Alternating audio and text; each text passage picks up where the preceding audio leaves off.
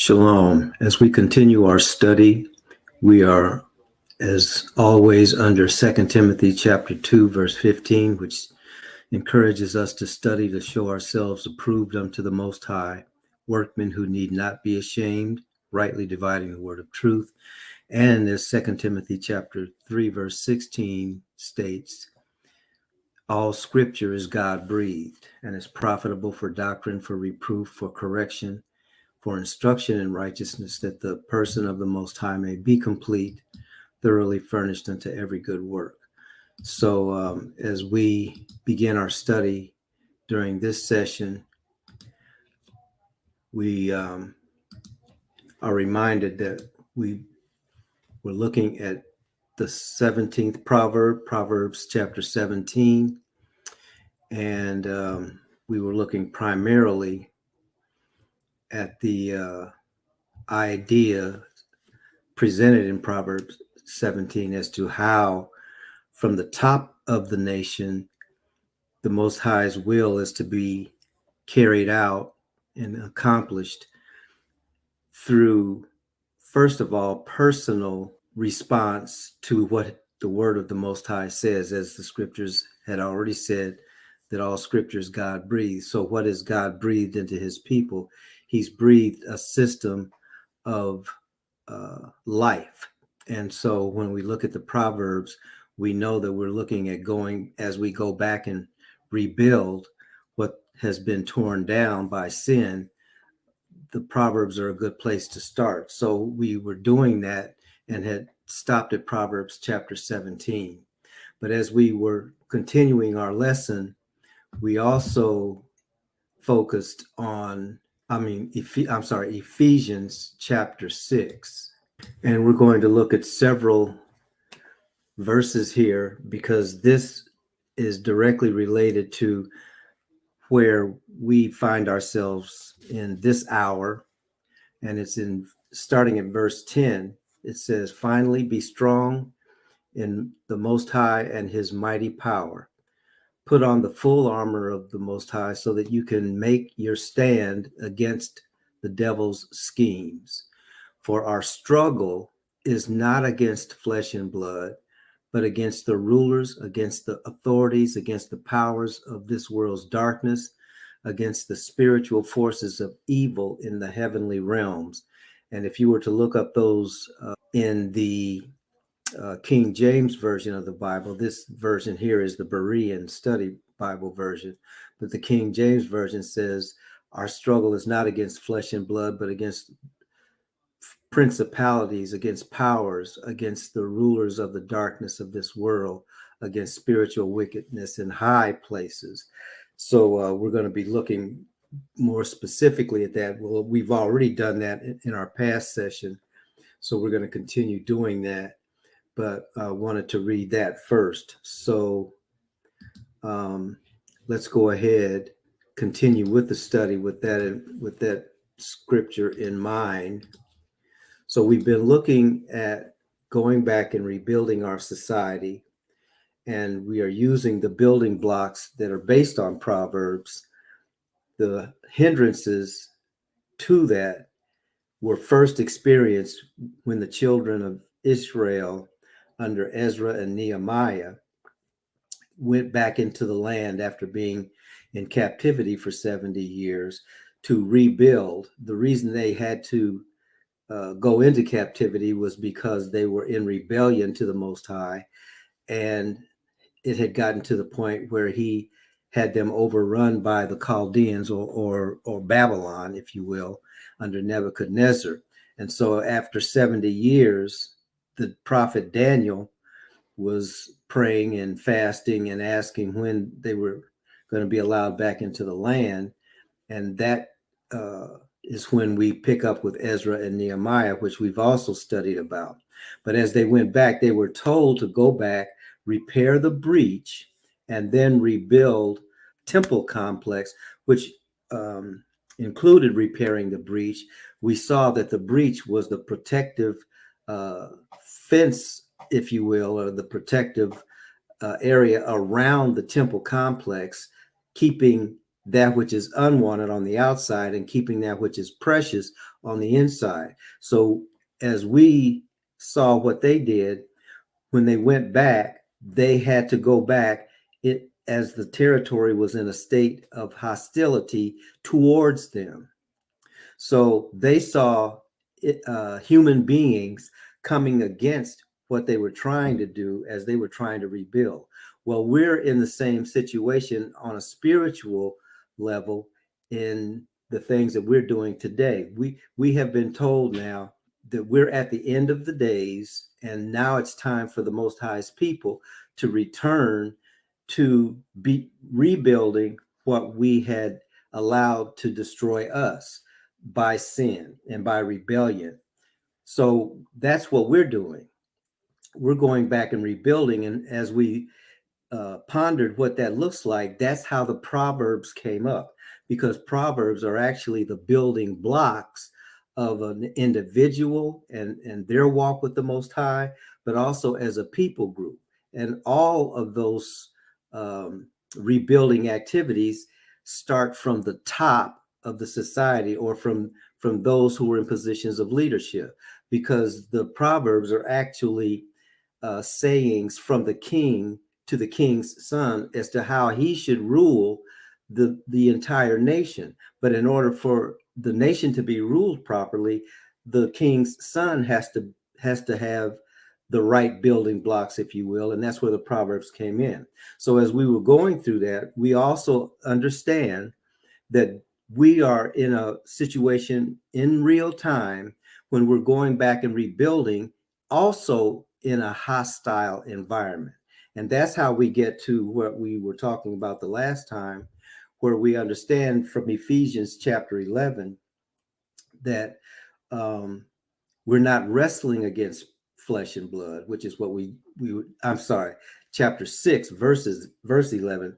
We're not wrestling against flesh and blood, but against principalities, powers, rulers, the darkness of this world, spiritual wickedness in high places. So we went in some detail about what each one of those words meant.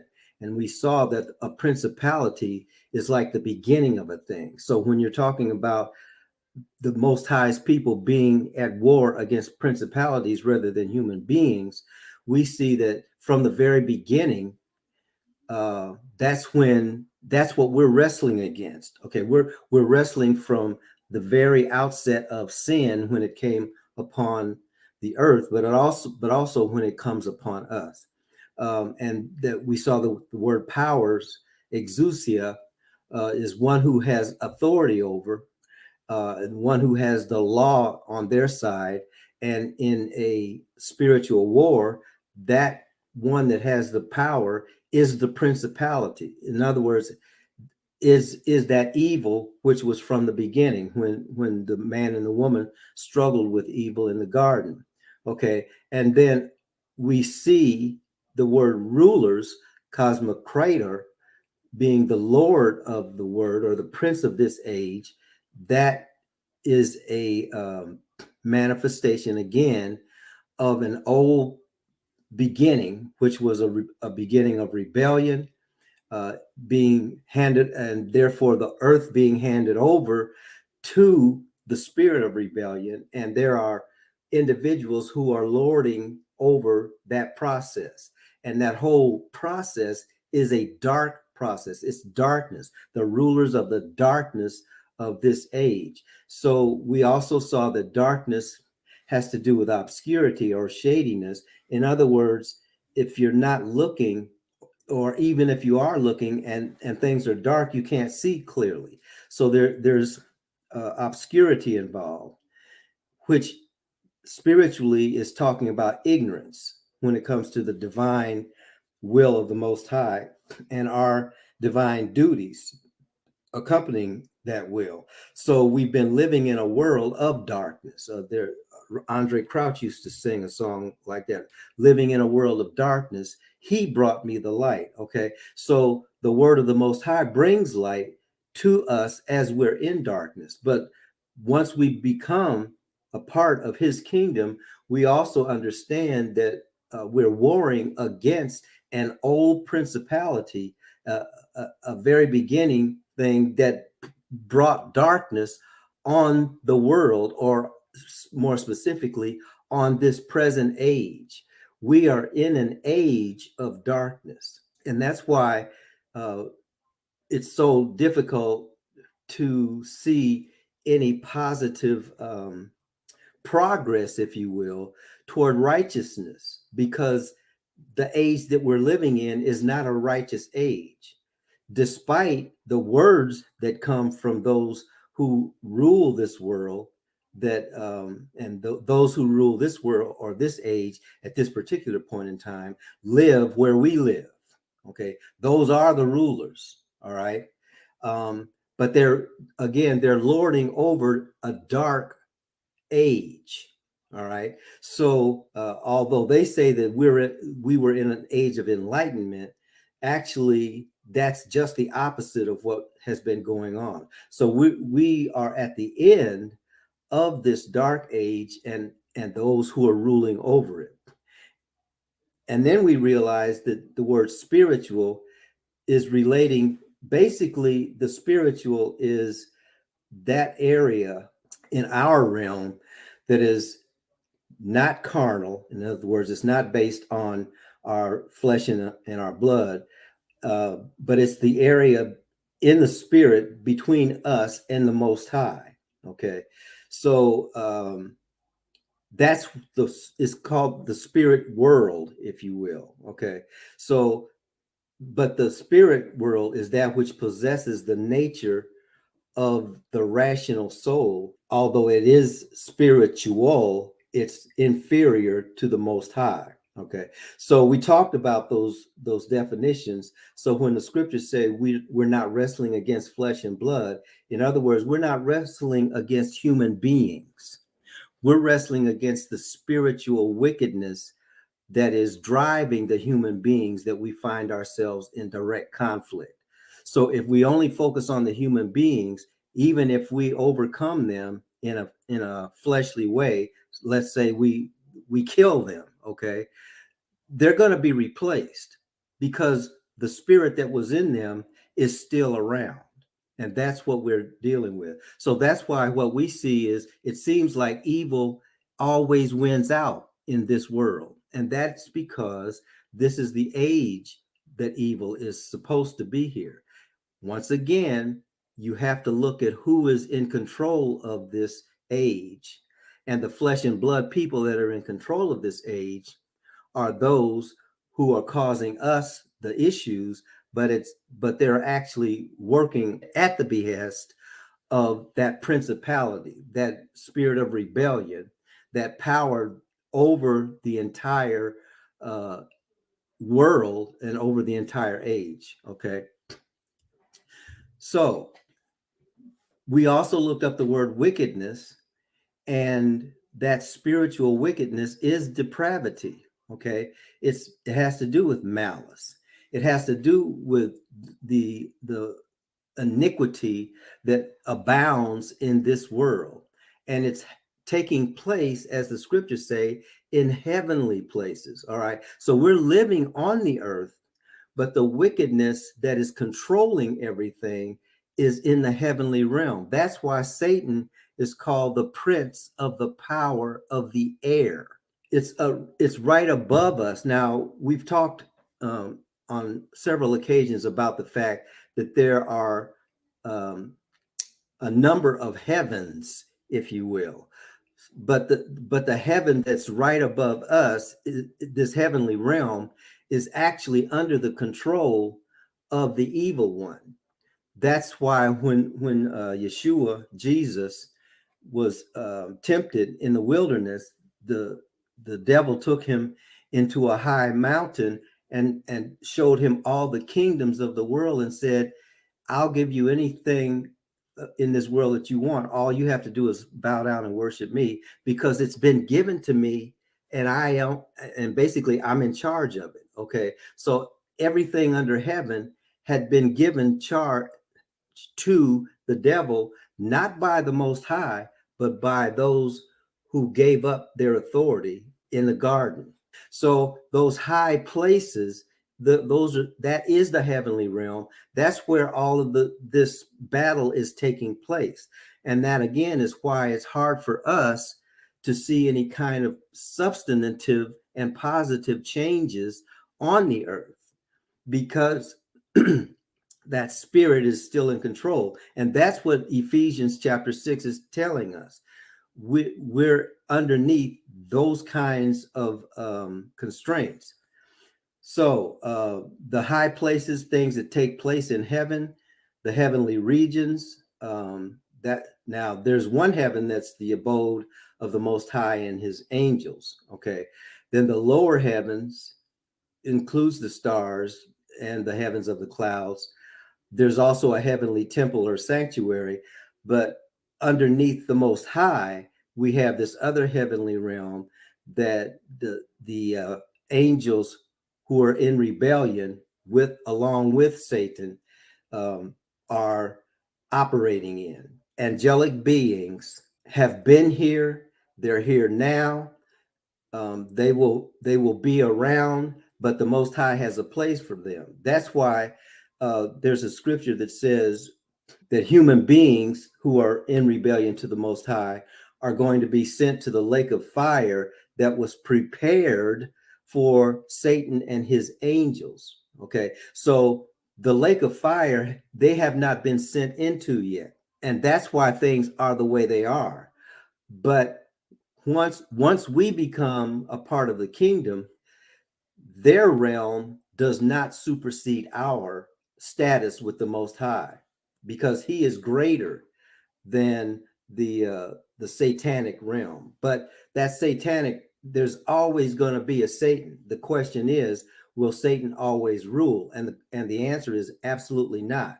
There is a lake of fire that Satan and his angels are going into, and we're coming to the point where that is going to manifest itself. But right now, the evil that's in this world is here because Satan is not in the lake of fire yet. Okay. But as we fight this fight of faith, as we go back and take the territory that the Most High has given his people to take, we need to understand that we're going to be in direct conflict with other human beings. But from our perspective, we also know they are being controlled by Satan. So we're actually fighting Satan. And that's why you can't just put a bullet in somebody's head and eliminate the problem. Satan thinks that way. We can't. So that's why the Most High in Ephesians is telling us there's another way of fighting this war. But first, we have to understand what kind of war we're in, what kind of battles we're going to be fighting. Okay, so that gets back into the principalities, the powers, the rulers of the darkness of this age. And again, the principalities, that's the original offense. The original offense is rebellion against the Most High. It didn't start in the garden. It had happened before the garden. Okay. And that's in Isaiah, I believe, where it talks, no, it's in Ezekiel, where it talks about Lucifer, okay, who was the star of the morning, all right, and decided that he wanted to be like the Most High. So it started way back then, and that's who got kicked out of the heavenly realm. Okay. Now, in Romans chapter 8, verses 37 through 39, what we also understand is that those principalities that are over the world or this age are now those demonic forces that do manifest themselves in human beings. And that's covered in Romans chapter 8, verses 37 through 39. But Colossians chapter 1, verse 16 tells us that all of those beings, even the ones who are in rebellion, were created by the Most High, were created by Yahuwah. So those principalities are all underneath the supreme authority, who is what we call, Yahuwah. What the scriptures have written, the word that's written is God or God, but the Most High God. Okay, that he is in control of everything. Okay, but during this age, we're wrestling with powers. And if you look at what that looks like, then what you see is the powers are manifesting themselves in religion. When the Roman Church, when those who were calling themselves Christians united themselves with the Roman political system, they formed a Holy Roman Empire. That Holy Roman Empire was always underneath the principality of the evil one from the beginning. Now, we're talking about now powers. We're talking about a spiritual condition. So I'm not saying that individuals who find themselves in those places are necessarily that way, but the system of religion itself is satanic. And it's not just that system, because when you deal with again that spiritual realm, a lot of what happened. Now we're going to have to do a couple of other lessons specifically on this, because the idea of having angelic beings that are in rebellion, they're not inert. They are always doing stuff. Okay, and one of the things that they're doing is they whisper into human beings' ears that which humans were not supposed to be doing. That's what actually happened in the garden. The man and the woman were being given information that they were never supposed to have, because that information would lead them away from the Most High rather than allow the Most High to blossom in them. And so the whole, you notice on here it says Freemasonry, but really what we're talking about is a joining of physical realities and spiritual realities, but joining them in a way that has as its root rebellion. Okay, so one of the words that Masons use is trick, to be tricked. When you understand what's being said there, that's what Satan did in the garden. He tricked the woman. Okay, so this has been going on for a long time, and that is a power, okay, that's over this world. This world operates based on trickery. As a matter of fact, this current system that we are operating under is a system that is based on Freemasonry or trickery. That came from the realm where the fallen angels are. Okay, and so that's a good way to keep people under control. But if they want to come out of control, then sometimes you have to do it by force, and that's where the military might issue comes in. So you've got these powers, principalities, powers that has to do with religion, it has to do with politics, and it has to do with the military. Those are principalities. Okay, those are the powers, because actually the principalities use those powers to maintain themselves. Okay, and then it says the rulers of the darkness of this age. We've been over this, but we know about Satan. We know that Satan and the devil, once you combine the Tanakh with the New Testament, they are ways of expressing the same spirit, that satanic spirit. That it's also called the Baphomet spirit, which is a combination again of the spiritual and the physical.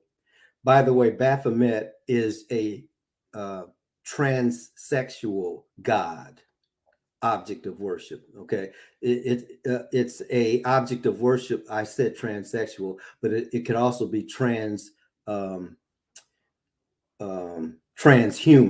because in other words, half animal, half human, half male, half female. That's a spirit, and that spirit has been on the planet since the garden, when man was kicked out.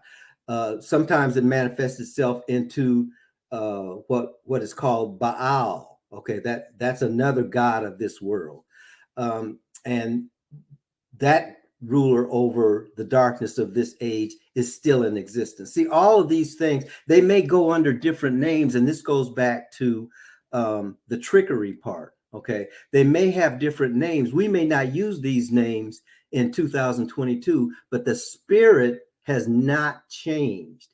It's just changed its identifying name. Okay, and having said that, from the very beginning, there was always this out of order spirit, female spirit. The in the old time is called Astarte or Eshtar. The scriptures describe that spirit as the queen of heaven. And these again are spirits that the Most High said, do not worship these, because in essence, Astarte is about the misuse of sex. So the rulers of the darkness of this age, sex is a ruler of the darkness of this age. And then, of course, avarice and greed are also part of the darkness of this age, which is, as the scriptures describe, the love of money. The scriptures say the love of money is the root of all evil. It doesn't say money is, it says the love of money. And that gets back to, so what does that mean in antiquity? It has to do with avarice. It has to do with greed. It has to do with covetousness. Okay, wanting something that belongs to somebody else. All of those markers, if you will, are the rulers of the darkness of this age. And that's who we're fighting against. That's what the Most High's people have to understand. All of this can be summed up in the fact that this is spiritual wickedness. And that spiritual wickedness started in Genesis. Now, I'm not going to spend a lot of time on this next thought, but just so you know, in Deuteronomy, actually, this one we should look at, Deuteronomy chapter 32, verse 8. So let me pull that up. Deuteronomy chapter 32, and we're going to start at verse 8. Let me give you the context first, though. This is the song of Moses. All right.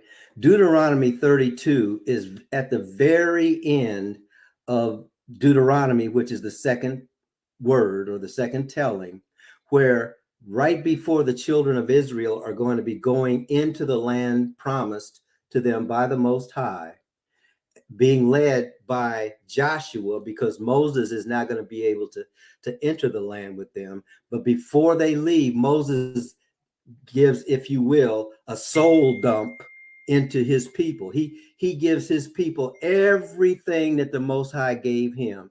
He repeats for his people everything that the Most High told him to tell his people. So this is the second time that they've heard it. Okay, so it's called the Song of Moses. It is sort of in the poetic form, but here's what he says that we're looking at, all the way down. Well, I'm just going to read verses 1 through 8. Give ear, O heavens, and I will speak. Hear, O earth, the words of my mouth. Let my teaching fall like rain, and my speech settle like dew, like gentle rain on new grass, like showers on tender plants. For I will proclaim the name of Yahuwah, ascribe greatness to our God. He is the rock. His work is perfect. All his ways are just. A God of faithfulness without injustice. Righteousness and upright is he. His people, that's us, have acted corruptly toward him. The spot on them is not that of his children, but of a perverse and crooked generation. Is this how you repay Yahuwah, O foolish and senseless people? Is he not your father and creator? Has he not made you and established you? Remember the days of old. Consider the years long past. Ask your father, and he will tell you. your elders, and they will inform you. Okay, so what are they? What's the Most High going to tell us? What are the elders going to inform us? It's in verse 8. This is not preached. Okay, so this is a very important verse. Deuteronomy chapter 32, verse 8. It says, now this is talking about before the nation of Israel was created. Okay, in the mind of the Father. It says, when the Most High gave the nations, the families of the earth, their inheritance, when he divided the sons of man, he set the boundaries of the peoples. So in other words, all of the people who inhabited the earth were given their boundaries by the Most High, and this was happening. This actually, transpired right after the flood, when the nations were divided after the Tower of Babel. Okay, so it was the Most High that did that. Don't forget that. So he set the boundaries of the peoples according to the number of the sons of Elohim. Now, what that means, anytime you see sons of God in the Tanakh, this is the part that they don't teach you in the Western church. This is not talking about human beings. This is talking about the angelic realm. That's why we were taking the time to talk about the rulers, the principalities, the powers, the rulers of the darkness of this world. Okay, so when he set the boundaries of the peoples, he put over each one of those ethnic groups an angelic being. Okay, but look at what he says in verse 9. But Yahuwah's portion is his people. And then he describes his people. Jacob, or Yaqub, his allotted inheritance. In other words, everybody on the planet has a boundary that they are supposed to be operating in. And in those boundaries, they're not ruled from the earth. Well, the rulership takes place on the earth, but the rulership is in the heavenly realm, and it's angels overseeing that rulership of all the nations on the earth. So when you hear people talking about Christianity got its culture from ancient Egyptian or even Mesopotamian, it's because everybody had the same thing. Okay, but the thing that makes the children of Israel and then coming down to Christianity different is that of all the people on the earth, the Most High set angels over, but he gave himself a people, and that people is Israel. That people are the children of Jacob, whose name was changed to Israel. So we are his portion. All right, that's what makes us different. We didn't choose him, he chose us.